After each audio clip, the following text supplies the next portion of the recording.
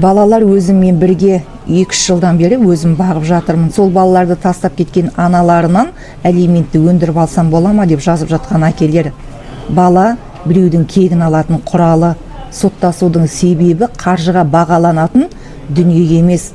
Бала сіздің тегіңіз, сіздің жалғасыңыз, сіздің бұл өмірдегі ең қымбат байлығыңыз. Алимент төлеп жүріп баласын бір көруге зар болып, бір ескесем ғой деп жүрген, армандап жүрген қаншама әкелер бар. Бастысы бала сіздің өз тегінде, сіздің тәрбиеңізде, өз жақындарының арасында өсіп жатыр. Ата-ана болу туғанын, туғызғанын міндет қылып сотқа жүгіру емес, балалардың жүрегін жараламау. Бұл өмірдегі ең мықты, ең батыр ата-ана баласының қасында жоқ анасы не әкесін бір-біріне жаман көрсетпей, тіпті жаман болғанның өзінде барлық реніштерін, қателіктерін кешіріп, қайта татуласуға әрекет жасайтын ата-ана.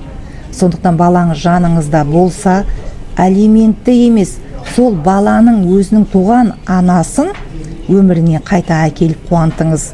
Себебі сіздің балаңызға арнаған әрбір күніңіз сол балаңыздың жүрегінде, өмірінде, тағдырында жаңғырық болып тұрады. Әр баланың өзінің бұл өмірдегі байлығы жақсы болсын, жаман болсын, өз туған ата-анасы екенін ұмытпаңыз.